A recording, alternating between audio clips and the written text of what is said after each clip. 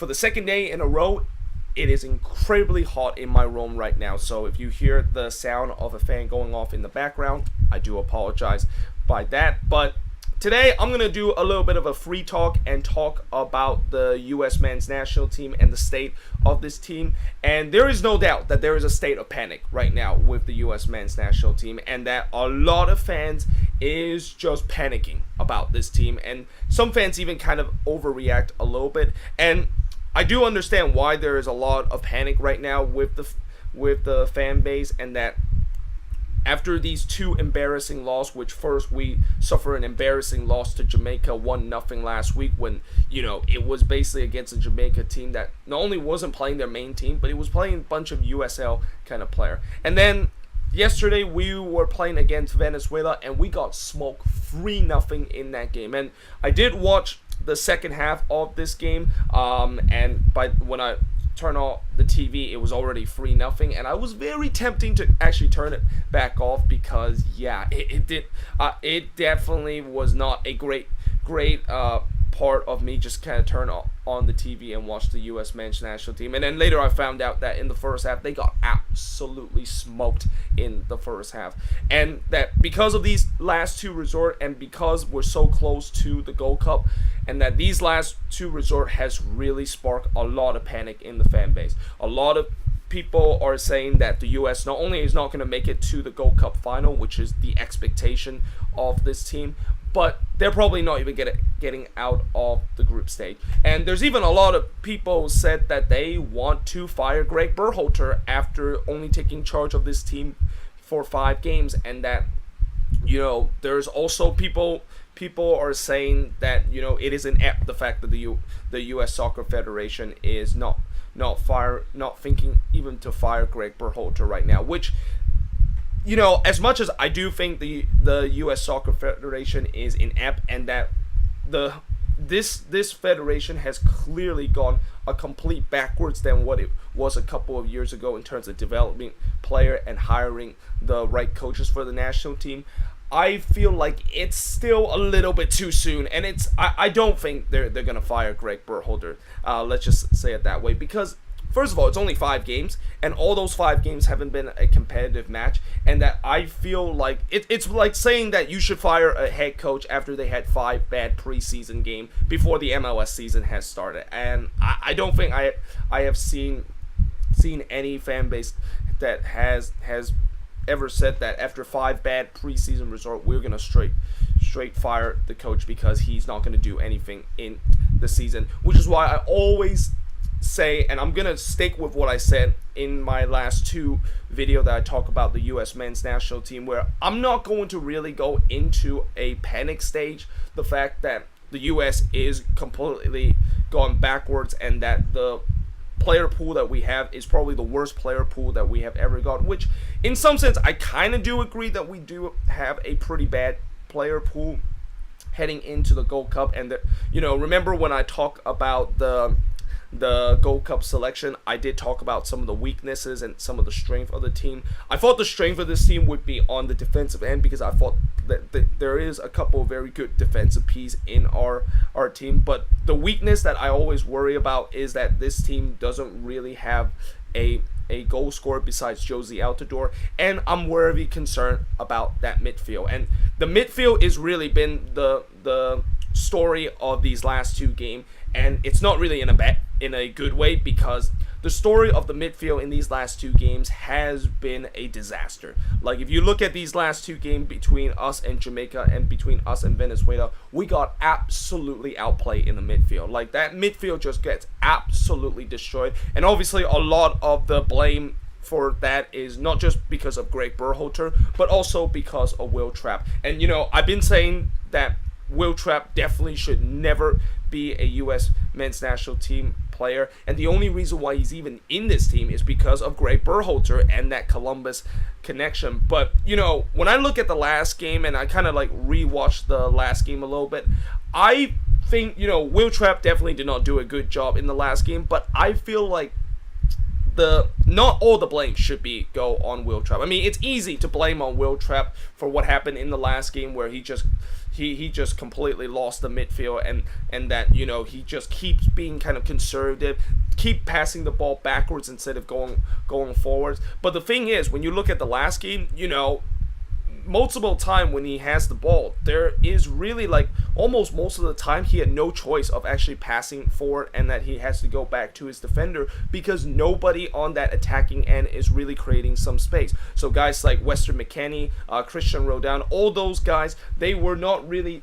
doing very well in terms of player movement and trying to get into open space. And when that happens, where in the world is Will Trapp gonna pass to? Like, he can't just pass a ball into like a tight space where it's gonna easily intercept it. And obviously when that happens, then you know the fans are once again gonna get him off of his back. And in some sense, I kind of, in a little bit, kind of feel bad for Will Trapp in that last game, because, you know, whatever happens, you know, if he passed backwards, then the fans are going to blame him, the fact that he's keep passing backwards and keep being conservative.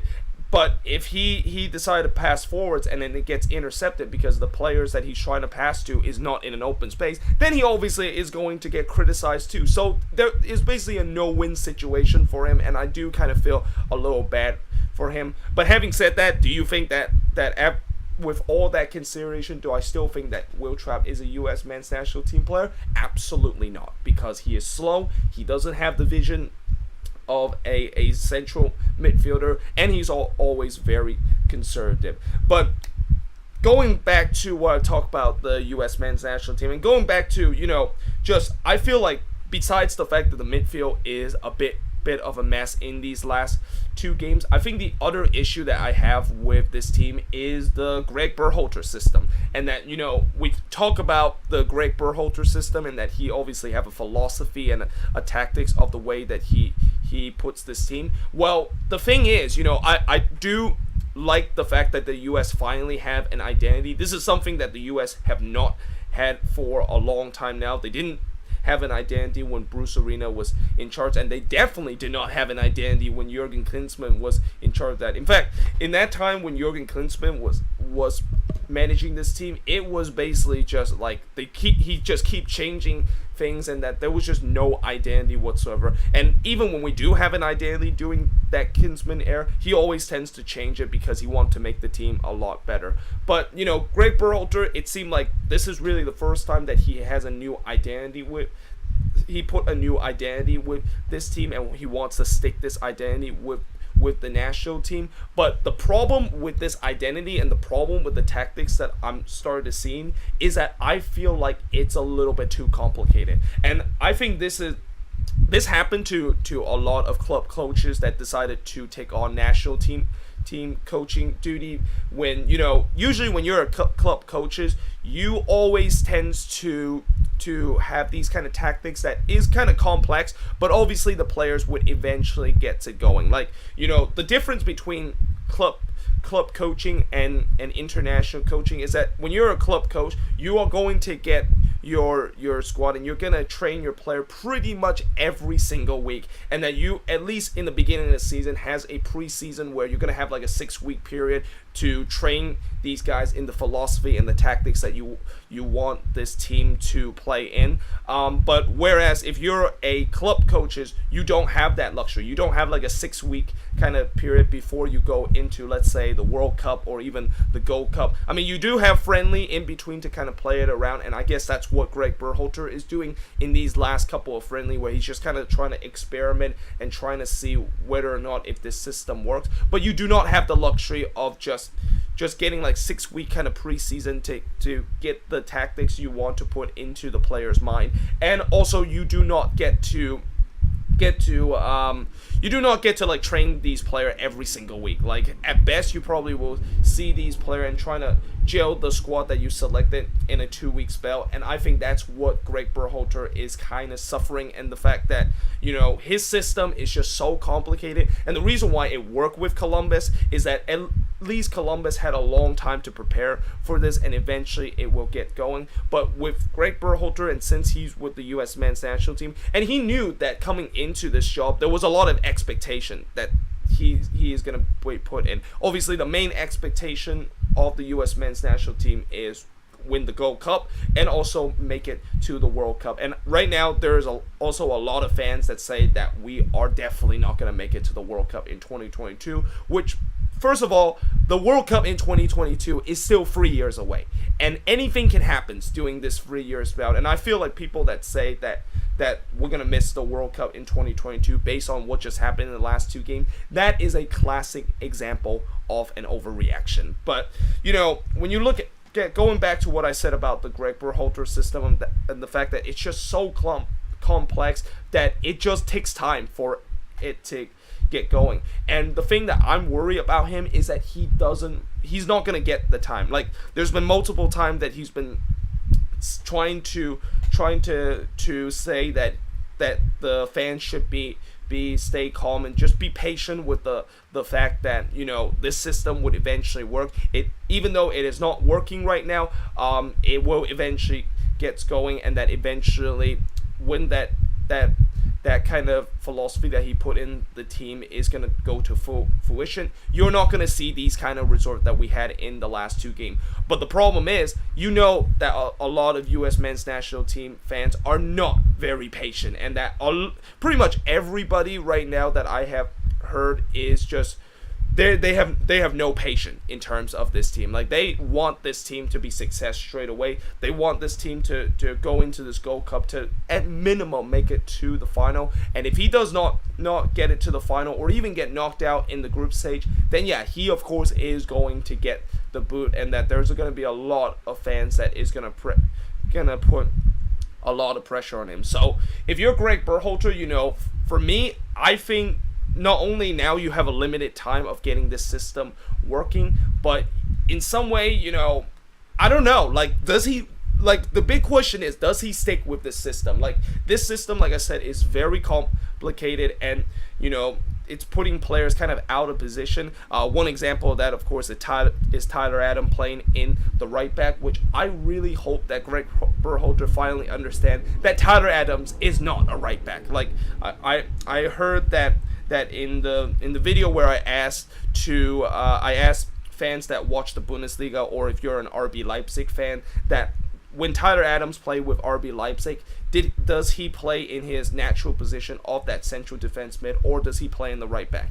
And I have heard a lot of people said that he plays in that central defensive mid when he was at RB Leipzig. So why in the world does we not decided to put him in that central defensive mid spot and put in the spot where Will Trapp is occupied? And then for the right back position, you can always put Nick Lima in that right back position. Obviously, I know that it's probably not the best choice of putting Nick Lima in there, because Nick Lima, as a Quakes fan, I have seen him play every single game this season, and he definitely have not looked as good as he was in the previous year. But at least he's a reliable kind of right back, and he did very well during that January training camp and that January kind of friendly that the U.S. had. So why don't we put Tyler Adams in there and put Nick Lima in the right back? And I think the other thing that I will also say that is a big weakness of this U.S. men's national team is that this team, not only the player pool is not as strong as it used to be,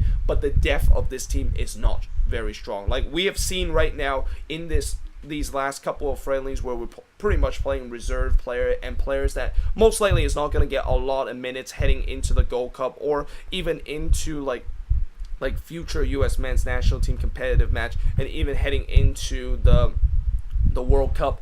But the thing is, with the fact that we don't really have like a very good depth, and that if we're only relying on the players that is currently playing in Europe, so guys like Christian Pulisic, Tyler Adams, and all these kind of players that is supposed to be the meat of our team, yeah, what happened when these guys went down? And when these guys went down, let's say Pulisic went down, then I do have a lot of concern with this team, because this team just does not have the depth that it once have. And I think, in order for us to get the depth of this team back to where it was, we need to really think about choosing we need to look in the player pool and really just think about which kind of guys that should belong to the U.S. men should be in the U.S. men's national team and which guy isn't. Because I think a lot of people can agree that the Gold Cup selection that Greg Berhalter has put is a very weak kind of squad, and a lot of people hated it. And one thing that I actually didn't mention when I talk about that video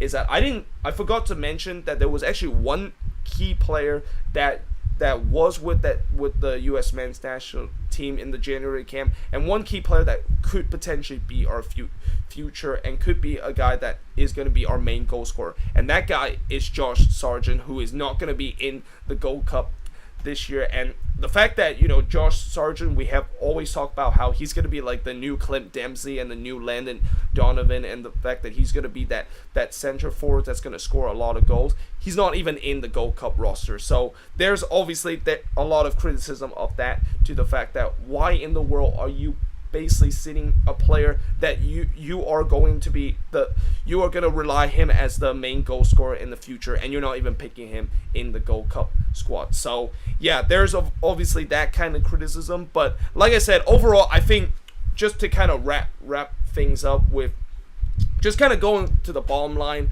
of what I think of the U.S. men's national team, I am not at a state of panic yet, but I do have I do have some concern with this team in terms of the midfield not being very strong, and that it's keep getting overrun every single game. The system that Greg Berhalter is putting is just way too kind of complex for the players to kind of learn, and that he obviously does not have the luxury of time to trying to get this system right, because of how a lot of fans are very impatient with this team.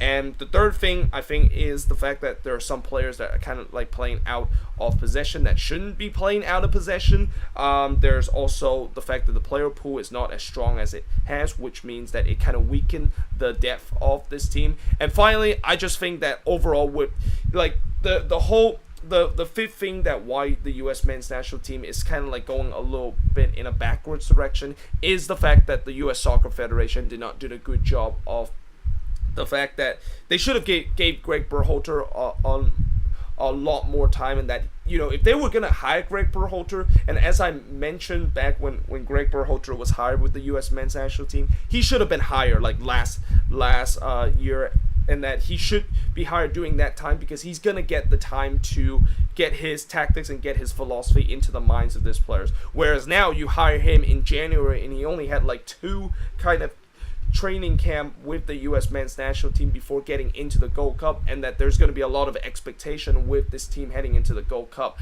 Yeah, that's just not going to really work out, isn't it? So yeah, there's pretty much kind of the things that I think is a bit of a problem with the U.S. men's national team. But let me know in the comments below, what do you think of the state of the U.S. men's national team? Is there a little bit of a panic right now going forward with this team? And feel free to obviously disagree with me with some of the things that I said. I know that the opinions that I have said doing this video, and just me kind of not in a state of panic, is a very kind of unpopular opinion. A lot of people are just in a state of panic. There's only a minority of people that feel like the U.S. men's national team is not really heading into just about to hit an iceberg, and that only a minority of people do agree with that, and a lot of time those minority get slated on because of the fact that they're not really looking to the big picture, and then they're kind of feeling a little bit deluded. But let me know in the comments below, what do you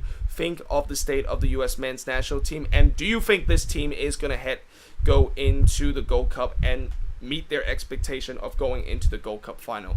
As of now, I think that, I am definitely feeling a little bit kind of skeptical of the fact that this team is going to go into the Gold Cup final. I mean, with the way that our form has been it's definitely, like, I think we still are good enough in terms of making it out of the group, but getting all the way to the final and just face Mexico right now, like, if we face Mexico right now, there is no way the U.S. is going to win. Like, they're going to get absolutely slaughtered by Mexico, because when you see what Mexico is doing with Tata Martino, he is basically running that team like Barcelona right now. I mean, he's running that Mexico team like Atlanta United, with the way that they play attractive attacking soccer, and that they played some very beautiful soccer that obviously definitely a lot of fans of the national team would really like to dream of their team is playing. But let me know in the comments below, what do you think of it? And yeah, I of course will see you guys next time.